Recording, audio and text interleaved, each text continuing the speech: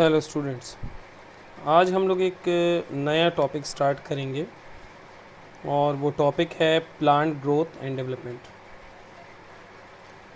वैसे तो growth living organism की कैरेक्टरिस्टिक है और ग्रोथ हर लिविंग ऑर्गेनिज्म में हो सकता है, चाहे वो प्लांट हो चाहे वो एनिमल हो। लेकिन यहाँ पर हम लोग ग्रोथ और डेवलपमेंट वाला पार्ट केवल और केवल प्लांट के केस में पढ़ेंगे। प्लांट में ग्रोथ और डेवलपमेंट की बात की जाएगी, यानी जितनी भी ग्रोथ की बात होगी, जितनी भी डेवलपमेंट की बात होगी, सब की सब प्लांट के केस में की जाएगी। इस चैप्टर को शुरू करने के लिए सबसे पहले जो टर्म हम लोग यहाँ पर लेंगे दैट इज ग्रोथ। ग्रोथ वो टर्म है जो हम लोग सबसे पहले यहाँ पर डील करेंगे और ये देखेंगे कि ग्रोथ का क्या मतलब होता है इन जनरल, चाहे प्लांट की बात हो चाहे एनिमल की बात हो, इन जनरल ग्रोथ का क्या मतलब होता है। अब ग्रोथ को समझने के लिए हमें 3 पैरामीटर्स को लेके चलना पड़ेगा। एक है सेल, एक है ऑर्गन, एक हो गया ऑर्गेनिज्म। यानी किसी सेल, किसी ऑर्गन या किसी ऑर्गेनिज्म के अगर मास में इंक्रीज हो जाए, वॉल्यूम में इंक्रीज हो जाए, वेट में इंक्रीज हो जाए और ये इंक्रीज इररिवर्सिबल हो, यानी एक बार ये इंक्रीज हो गया तो अब ये वापस नहीं हो सकता। यानी एक बार साइज बढ़ गया, एक बार मास बढ़ गया तो मास कम नहीं हो सकता, एक बार वॉल्यूम बढ़ गया तो वॉल्यूम कम नहीं हो सकता, एक बार वेट बढ़ गया तो ये वेट कम नहीं हो सकता। तो किसी सेल, किसी ऑर्गन, किसी ऑर्गेनिज्म के मास, वॉल्यूम या वेट में इररिवर्सिबल इंक्रीज ही कहलाता है ग्रोथ। तो ग्रोथ को बिल्कुल अच्छे से यहाँ पर पहले ही लाइन से समझ के चलना है कि ग्रोथ का मतलब होता है कि irreversible increase in mass, volume, weight of any cell, organ और ऑर्गेनिज्म। अब हम लोग जब ग्रोथ जैसी चीज़ को पढ़ लेते हैं कि ग्रोथ का अल्टीमेटली मतलब है इररिवर्सिबल इंक्रीज, तो इस इररिवर्सिबल इंक्रीज के यानी इस ग्रोथ के हम लोग टाइप्स की स्टडी करते हैं कि भाई ग्रोथ कितने तरह की हो सकती है। ग्रोथ के टाइप्स की बात करते हैं और इसमें सबसे पहला टाइप जो ग्रोथ का आता है it is real growth. Real growth, growth को आप रियल कह रहे हैं। तो जो पहला टाइप है ग्रोथ का वो रियल ग्रोथ है। और रियल ग्रोथ का मतलब देखिए क्या होता है। जो कोई सेल आपके पास है, मान लीजिए हमारे पास कोई सेल है और इस सेल के अंदर जो सेलुलर मटेरियल या प्रोटोप्लाज्मिक सब्सटेंसेस पाए जाएंगे, यानी इस सेल के अंदर जो सेलुलर मटेरियल है या प्रोटोप्लाज्मिक सब्सटेंसेस हैं, अगर इन सेलुलर मटेरियल और प्रोटोप्लाज्मिक सब्सटेंसेस की इंक्रीज़ होती है, यानी सेल के प्रोटोप्लाज्म में पाए जाने वाले प्रोटीन की मात्रा बढ़ जाती है, इसमें पाए जाने वाले कार्बोहाइड्रेट की मात्रा बढ़ जाती है, इसमें पाए जाने वाले अन्य सब्सटेंसेस की मात्रा बढ़ जाती है, तो अगर सेल के प्रोटोप्लाज्मिक सब्सटेंसेस की मात्रा बढ़ती है तो आप कहते हैं ये रियल ग्रोथ है। तो जब भी सेलुलर मटेरियल या प्रोटोप्लाज्मिक सब्सटेंसेस की सिंथेसिस होती है, ऐसी सिंथेसिस की वजह से जो सेल का मास, वॉल्यूम या वेट बदलता है या बढ़ता है, इसी को हम रियल ग्रोथ कहते हैं। रियल ग्रोथ को कभी कभार एक और नाम से जाना जाता है, इसे इंट्रिंसिक ग्रोथ भी कहा जाता है। तो जब भी इंट्रिंसिक ग्रोथ की बात आए आप फ़ौरन समझ जाएं कि इंट्रिंसिक ग्रोथ का मतलब है रियल ग्रोथ। अब हम लोग दूसरे टाइप पर आते हैं और दूसरा टाइप यहाँ पर है अपैरेंट ग्रोथ। ये टर्म हम लोग फिज़िक्स में कई बार पढ़े रहते हैं। अपैरेंट और रियल जैसा कॉन्सेप्ट पढ़ा रहता है हमने कि जो चीज़ रियल ना हो वो अपैरेंट है। अब अपैरेंट ग्रोथ का देखिए क्या मतलब होता है। मान लेते हैं कि कोई प्लांट ऑर्गन है, जैसे रूट यहाँ पर ले लिया हमने, और इस रूट के किसी एक रूट के अंदर बहुत सारे सेल्स पाए जा रहे हैं। हर सेल्स के अंदर रियल ग्रोथ होगी। रियल ग्रोथ का मतलब है हर सेल के अंदर प्रोटोप्लाज्मिक सब्सटेंसेस बढ़ेंगे। अब जब प्रोटोप्लाज्मिक सब्सटेंसेस बढ़ेंगे तो इस सेल का मास या वॉल्यूम जो है वो लगातार बढ़ता चला जाएगा। जब वॉल्यूम सेल का बढ़ेगा तो अल्टीमेटली सेल का साइज़ भी बढ़ेगा। तो जब सेल का साइज़ बढ़ेगा तो इस ऑर्गन की लंबाई अपने आप बढ़ती चली जाएगी, या इस ऑर्गन की जो मोटाई है यानी थिकनेस है वो बढ़ती चली जाएगी।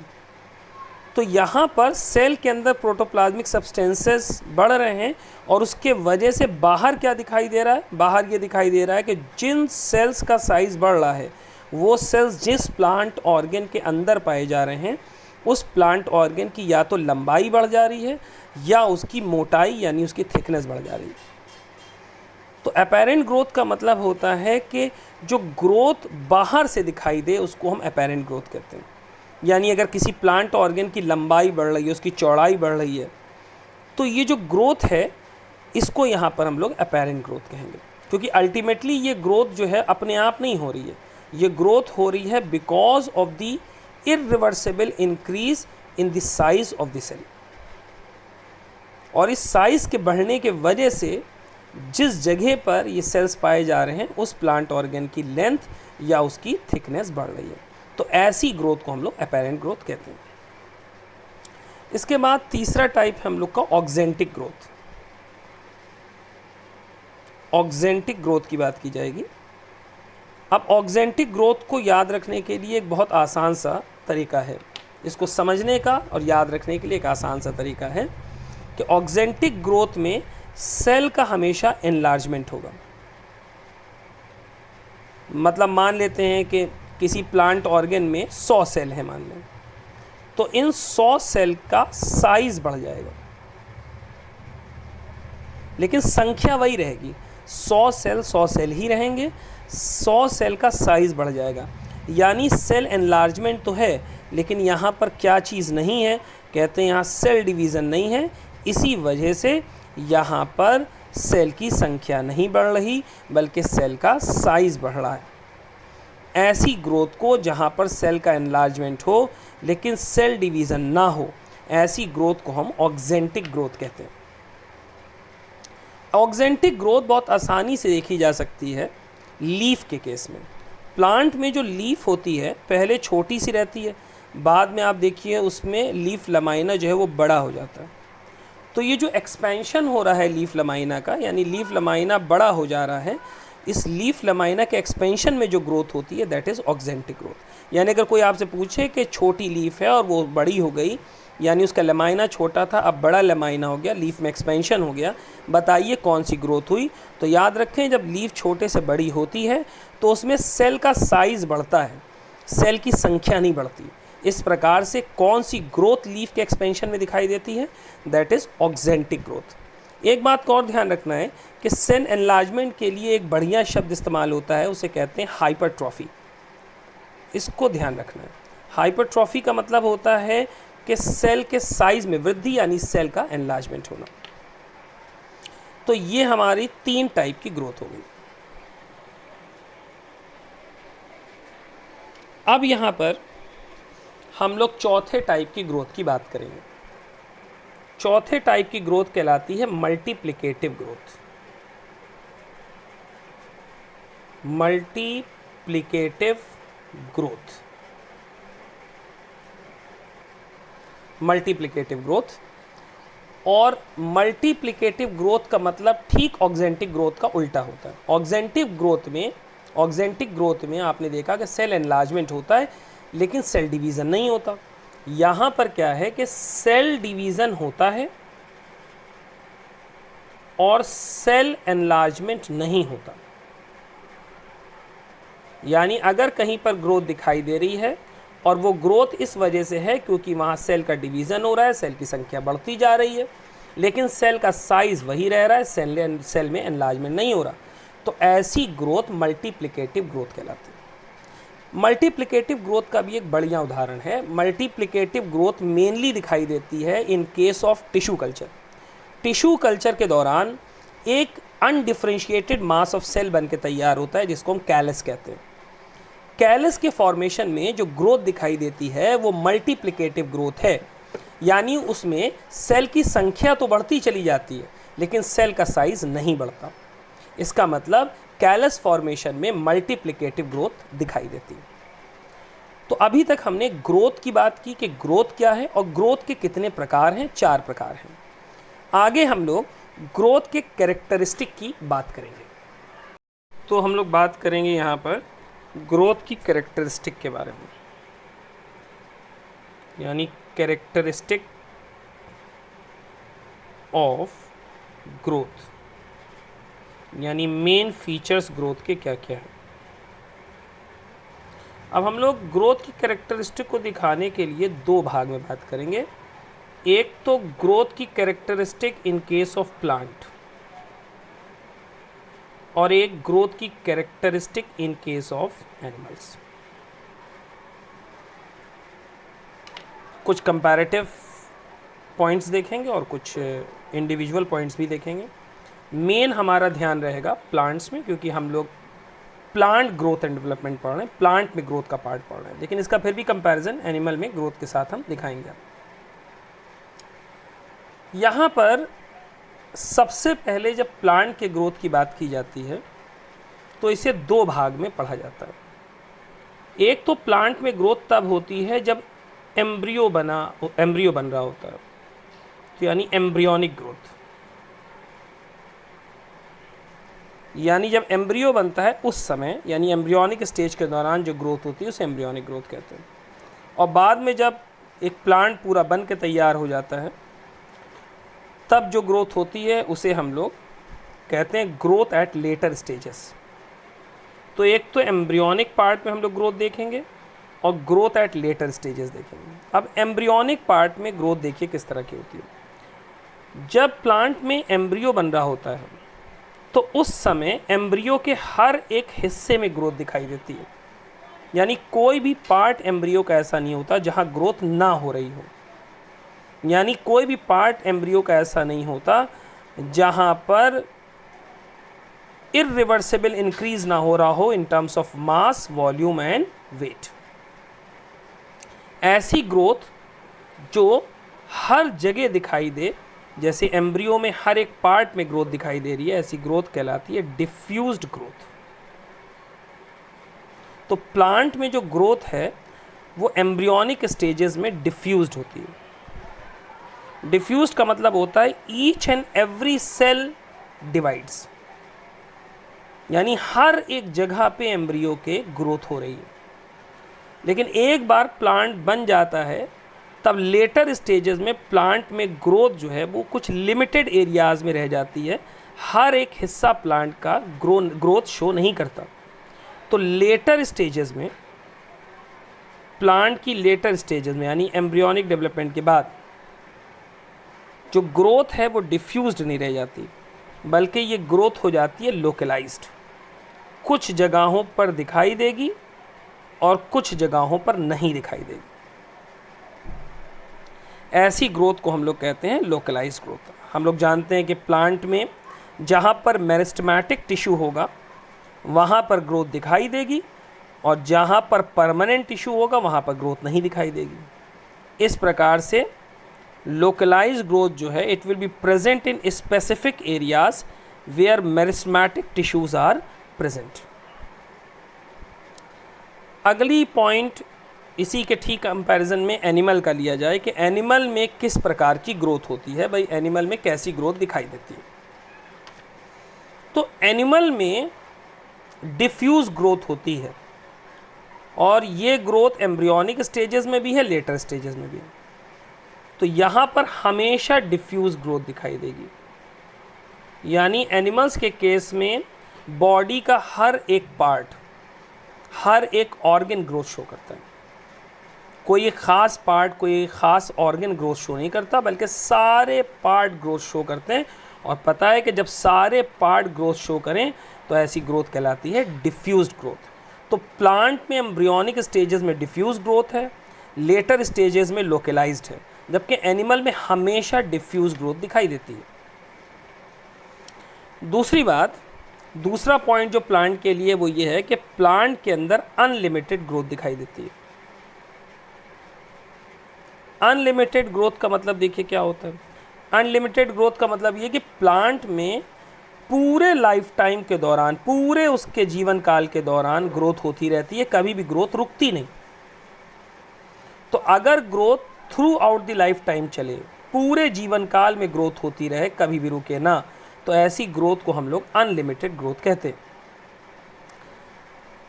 अनलिमिटेड ग्रोथ के लिए कुछ टर्म और यूज़ किए जाते हैं जो टेक्निकल या साइंटिफिक टर्म है।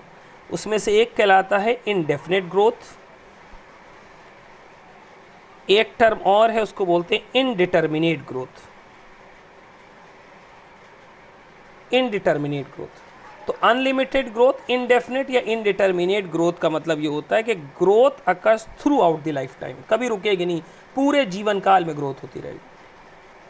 एनिमल के केस में ये चीज़ नहीं दिखाई देती। हम लोग जानते हैं कि एनिमल के केस में एक पर्टिकुलर पीरियड तक तो ग्रोथ दिखाई देती है, उसके बाद ग्रोथ बंद हो जाती है। एक पर्टिकुलर पीरियड तक ग्रोथ दिखाई देती है, उसके बाद ग्रोथ बंद हो जाती है। इसका मतलब एनिमल में ग्रोथ हमेशा लिमिटेड होती है। तो ये दूसरा पॉइंट है जो डिफरेंस के तौर पे देखा जाता है between the growth in case of plant and animals.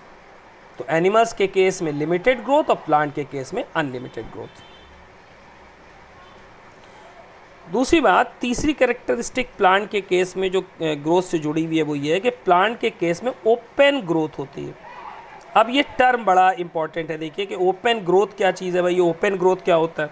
तो कहते हैं ओपन ग्रोथ का मतलब ये होता है कि जो मेरिस्टम के सेल्स हैं वो लगातार नए सेल्स बनाते जाते हैं प्लांट बॉडी के लिए, लगातार नए सेल्स बनाते हैं प्लांट बॉडी के लिए, यानी कभी भी वो सेल बनाना नहीं छोड़ते, लगातार प्लांट बॉडी में नए सेल्स को ऐड करते रहते हैं। मेरिस्टम जानते हैं मेरिस्मेटिक टिश्यू का काम होता है, सेल्स में मेरिस्मेटिक टिश्यू का काम होता है कि लगातार उसके सेल्स डिवाइड करते हैं और नए नए सेल्स बनाते हैं। तो ओपन ग्रोथ का मतलब ये होता है कि मेरिस्टम हमेशा डिवाइड करके प्लांट बॉडी में नए सेल्स को ऐड करता रहता है।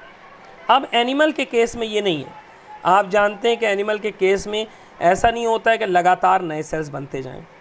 एक बढ़िया उदाहरण इसका ब्रेन है, जहाँ पर आप जानते हैं कि शुरुआत में तो सेल्स बनते हैं, बाद में नए सेल्स बनना बंद हो जाते हैं। तो यहाँ पर लगातार नए सेल्स बॉडी में ऐड नहीं किए जाते हैं, इसीलिए एनिमल में ग्रोथ को क्लोज्ड कहा जाता है, क्लोज्ड फॉर्म ऑफ ग्रोथ, इसे क्लोज्ड फॉर्म कहते हैं। नेक्स्ट पार्ट इसमें और इम्पॉर्टेंट और इंटरेस्टिंग है जो डिफरेंस में है, वो ये है कि जो प्लांट का केस है इसमें जब भी ग्रोथ होती है हमेशा नंबर ऑफ ऑर्गन्स बढ़ते जाते हैं, यानी प्लांट में हमेशा नंबर ऑफ ऑर्गन्स जो होते हैं वो हमेशा इंक्रीज़ करते हैं। जैसे छोटा प्लांट है उसमें 5 लीव्स हैं, जब बड़ा हो जाएगा 1000 2000 लीव्स होंगी, लगातार लीव्स की संख्या बढ़ती जाएगी, ब्रांचेस की संख्या बढ़ती जाएगी। तो आप कहेंगे कि ऑर्गन की संख्या लगातार प्लांट के केस में ग्रोथ के दौरान बढ़ती जाती है। लेकिन एनिमल में ऐसा नहीं है। किसी के पास अगर 1 लीवर है तो भले उसकी ग्रोथ हो जाए, उसके पास 2 या 4 लीवर नहीं आ जाएंगे। 1 हार्ट है तो 2 या 4 हार्ट नहीं आ जाएंगे। तो एनिमल्स के केस में ग्रोथ के दौरान या ग्रोथ के साथ साथ कभी भी ऑर्गन की संख्या नहीं बढ़ती। तो यहाँ पर number of organs remain same,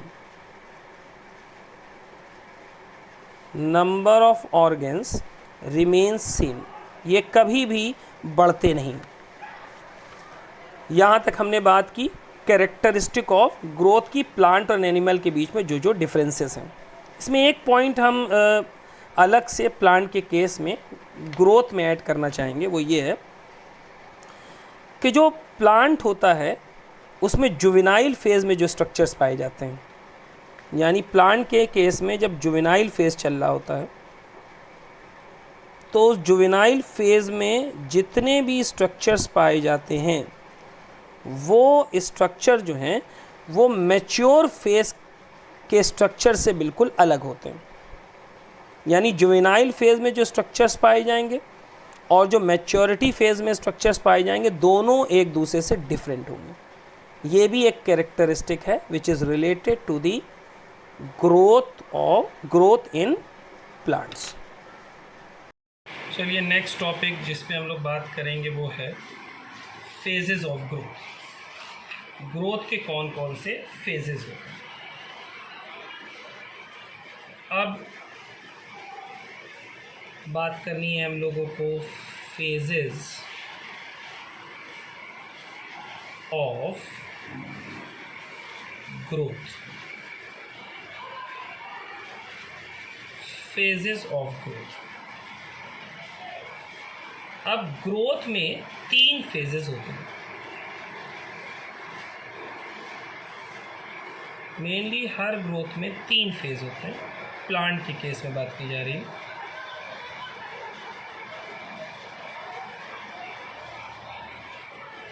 पहला फेज कहलाता है फॉर्मेटिव फेज और phase of cell formation. Formative phase और फेज ऑफ सेल फॉर्मेशन। नाम ही बता रहा है कि ये ग्रोथ का वो फेज होगा जहाँ पर नया नया सेल बनेगा। और हम जानते हैं कि नए सेल्स कहाँ बनते हैं, कहा जाता है कि नए सेल्स हमेशा बनते हैं इन एरियाज हैविंग मेरिस्टम। सबसे इम्पॉर्टेंट बात यह है कि it occurs in areas having meristem. तो जहाँ पर मेरिस्मेटिक टिश्यू होगा, जहाँ पर डिवाइडिंग टिश्यू होगा, वहाँ पर ही नए सेल बनेंगे। और जब नए सेल्स बन रहे होंगे तो ग्रोथ के इस फेज़ को हम कहेंगे फॉर्मेटिव फेज़ और फेज़ ऑफ सेल फॉर्मेशन। अब हम जानते हैं कि जो मेरिस्मेटिक टिश्यू होता है उसके सेल्स डिवाइड करके डॉटर सेल्स का फॉर्मेशन करते हैं। अब जो मेरिस्मेटिक टिश्यू है, मेरिस्टेमेटिक टिश्यू, इस मेरिस्मेटिक टिश्यू से नए सेल्स बनके तैयार होते हैं जिन्हें हम कहते हैं डॉटर सेल्स। Daughter cells. अब डॉटर सेल्स जो यहाँ पर बने हैं ये दो तरह से बिहेव करेंगे।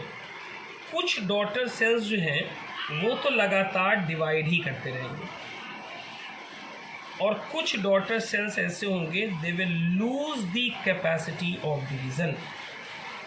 यानी कुछ डॉटर सेल्स जो बने हैं नए वो आगे भी डिवाइड करते रहेंगे और कुछ सेल्स ऐसे होंगे they will lose the capacity of division.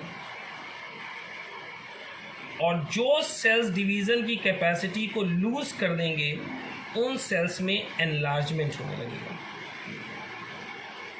Cell elongation या सेल एनलार्जमेंट।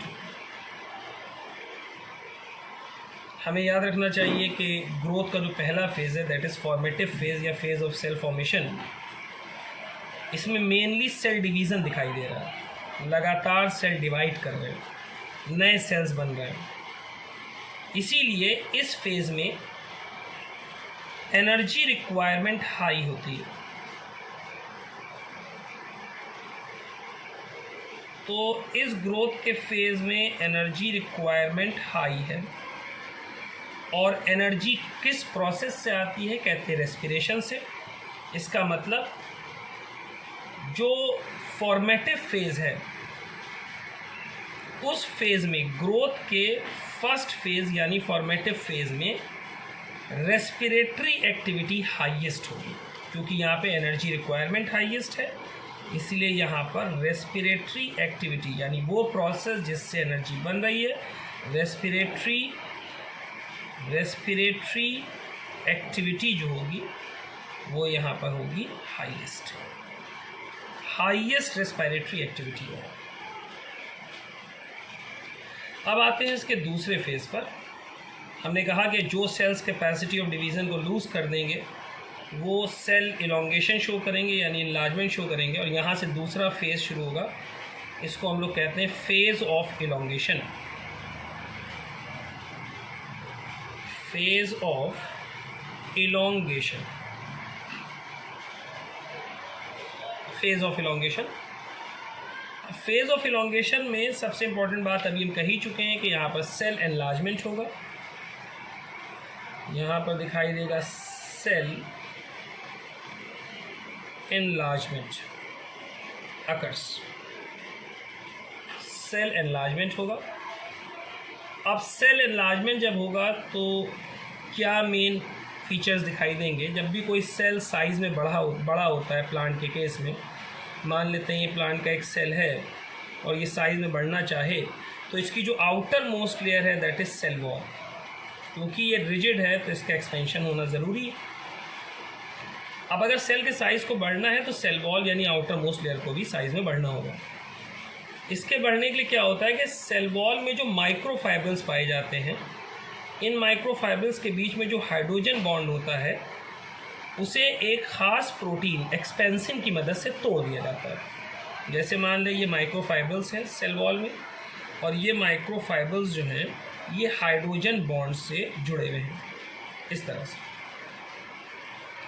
अब अगर इसी सेल वॉल का, जहाँ ये माइक्रोफाइब्रिल्स हैं, इसका हमें एक्सपेंशन कराना हो तो करा क्या जाएगा कि सबसे पहले एक्सपेंसिन प्रोटीन की मदद से, एक्सपेंसिन प्रोटीन की मदद से इन हाइड्रोजन बॉन्ड्स को तोड़ दिया जाए। तो जब हाइड्रोजन बॉन्ड को तोड़ देंगे तो सारे माइक्रोफाइब्रिल्स एक दूसरे से अलग हट जाएंगे। अब माइक्रोफाइब्रिल्स जब एक दूसरे से अलग हट जाएंगे तो इन माइक्रोफाइब्रिल्स को दूर जाने का मौका मिल जाएगा, क्योंकि अभी एक दूसरे से बंधे हुए नहीं, और दूर जाने की वजह से इनके बीच में स्पेस बढ़ेगा और उस स्पेस में ज़्यादा मैट्रिक्स को डाल दिया जाएगा। इसके वजह से सेल वॉल का साइज़ लगातार बढ़ जाएगा। इस प्रोसेस का नाम भी बता चुके हैं, इसे इंटरसेप्शन कहते हैं। जब माइक्रोफाइब्रिल्स के बीच में नया मैट्रिक्स ऐड किया जाए तो यहाँ पर सेल एनलार्जमेंट का ये तरीका है। सबसे इम्पॉर्टेंट बात ये कि जब सेल एनलार्जमेंट होगा तो उस समय सेल के अंदर वैक्यूल फॉर्मेशन होगा। यानी जब सेल नया नया बनता है फॉर्मेटिव फेज़ में, तब उसमें वैक्यूल नहीं होता। यहाँ पर वैक्यूल फॉर्मेशन दिखाई देगा, सेल के अंदर वैक्यूल बनेगा। और सबसे इम्पॉर्टेंट बात ये है कि हमने अभी कहा कि ग्रोथ के 3 फेज़ हैं, मैंने आपको 2 पढ़ाए हैं, तीसरा पढ़ाने जा रहा हूँ। इन 3 फेजेज़ में से मैक्सिमम ग्रोथ दिखाई देती है इन case of phase of elongation. तो अगर कोई पूछे कि ग्रोथ के फेजेस में जो 3 पार्ट हैं या 3 फेजेस हैं उनमें से किस फेज़ में मैक्सिमम ग्रोथ होती है, तो आप कहेंगे phase of cell elongation. Now last part इसका आता है, उसे हम लोग कहते हैं phase of maturation. Phase of maturation,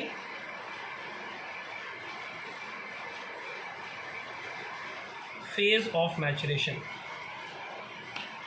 तो मैचुरेशन का मतलब हम लोग जानते हैं, एनाटॉमी में पढ़ चुके हैं, डिफरेंशिएशन के रूप में।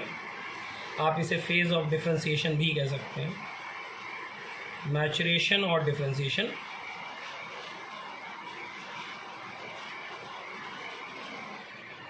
अब जो ये फेज़ ऑफ मैचुरेशन और फेज़ ऑफ डिफरेंशिएशन है, इसमें एक्चुअली में सेल का स्पेशलाइजेशन होगा। There will be specialization of cell.